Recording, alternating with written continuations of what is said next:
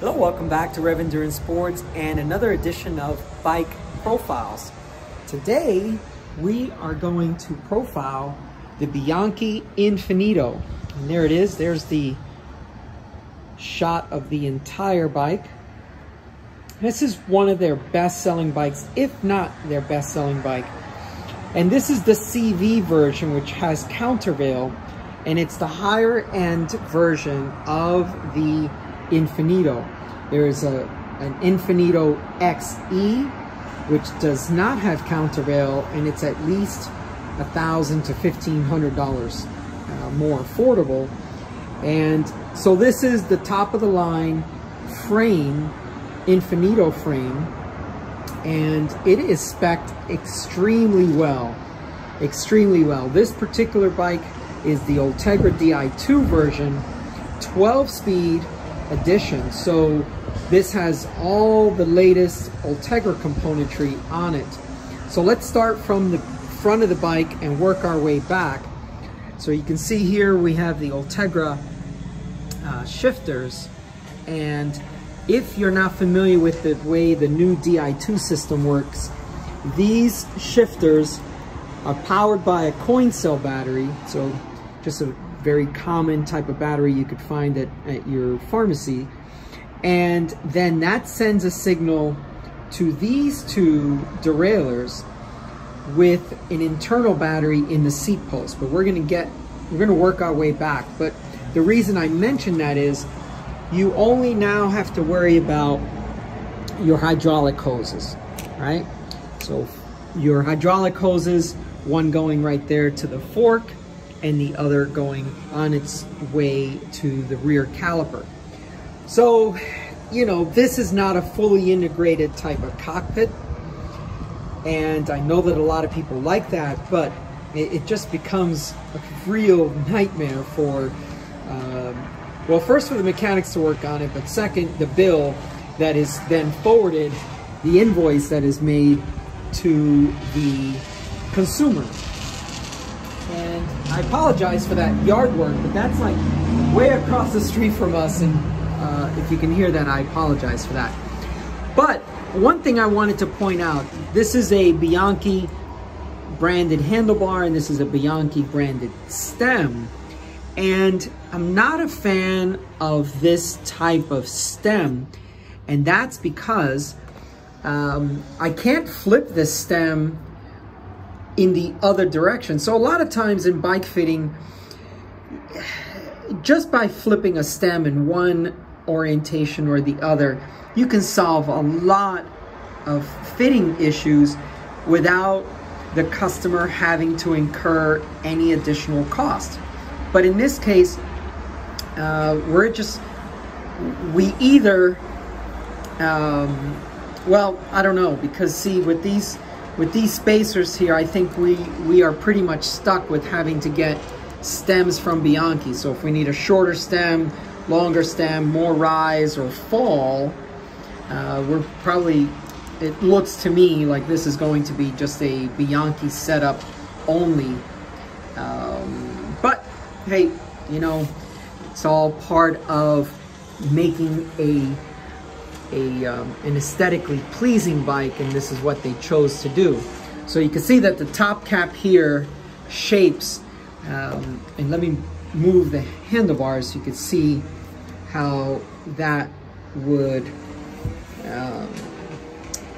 go through that cutout there, right? So everything's proprietary there, even though it's made by FSA, but basically it's designed for just this usage. And I'm not a big fan of things like that you force me to have to use a Bianchi stem, but it is what it is, and we will work with it. So this being Di2, we have these plates to blank off the entry into the frame if you were doing mechanical. And it's a full Ultegra build, which is one of the things I love about Bianchi. If they say it's an Ultegra bike, it's Ultegra from front to back. So we've got Ultegra calipers here, 8170.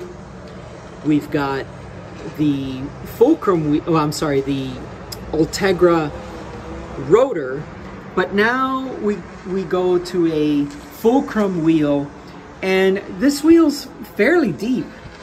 So being aluminum, it's gonna give it a weight penalty, but that's just what they decided to use. The Fulcrum Racing aluminum deep. I mean, this is fairly deep for an aluminum wheel these days. And it's nice because the decals are just blending in with the wheel. I know that on the last video, on the Cinelli video, I made my opinion clear that I just don't like flashy logos on wheels. All right, so there's the Fulcrum wheels. It comes equipped with 28 Pirelli tires, so 700 by 28. So this comes with a fairly large volume tire now. And that's just a sign of the times, where a lot of these bikes are coming with, you know, 28 and even 32 tires. All right, so let's continue to work our way back. The saddle that's on here is probably not going to stay. She rides an SQ Lab saddle, as the rest of my crew does, and this particular saddle is a 15 centimeter saddle width. But I just don't think this saddle is going to stay. She's been very happy with her SQ Lab saddle. This is a carbon post. And the funny thing is, this comes completely disassembled, and I just don't understand why. So you have this carbon post. This plate here does not come attached. And then, of course, the saddle rails, they're not attached either. Now, normally we get bikes and the saddle, this clamp, and all of this is assembled, but Bianchi doesn't do that. So there's a battery inside here with wiring down to the front derailleur and the rear derailleur. Once again, it's wireless from the shifters, wireless to the derailleurs, but the derailleurs are all wired together. And this is Shimano's concept of, we can give you better reliability, longer battery life, and everything's internal, so you don't have batteries that you clip on here like SRAM does, right? Now, interesting thing, when you go to adjust these derailleurs, the front derailleur does not have any limit screws. If you see, while we're looking at it, it does not have limit screws. You do that electronically. So you push the button back here, put it into a shift adjustment mode, and you adjust your limits on your front derailleur. The rear derailleur still has the limit screws, and they are right there. So high and low, you still have the limit screws, and then the bead tension adjustment is just above that. So mechanically you still have limit screws, but you do the adjustment electronically. And underneath here would be the button that you push. So I'm going to push that in, and you'll see the light here, blue. When it turns to yellow, that is when the derailleur is in adjustment mode. And then you push it again, and when it goes blue, you're set. Okay, or that saves the settings that you put in. And what was nice too is they sent a gauge with this system, so that depending on the cassette that you have, there's a certain limit that the top pulley has to clear this largest cog here. So if it's 1128, it's a certain measurement, 1132, and 1134. And if you're not familiar with what I mean by 11 this, 11 that, 11 this, that means that this smallest cog is 11 tooth cog, and that's your go fast cog. And then this cog up here on this particular bike is a 34. And so this is a pretty massive cassette. And she's used to riding an 1132 with a compact crank, but now this is going to be an 1134. So bonus, 2 more teeth. And what's interesting is that on the Bianchi website, they list the spec as having an 1132 cassette, but what showed up was an 1134 cassette. And for some of you that are like, well, what does all that mean? That means that this inner chain ring is a 34 tooth, and this largest cog is a 34. So that's a 1-to-1 ratio on a very, very steep hill. And Lord knows I take my crew up some really, really steep stuff, 20-25% grades.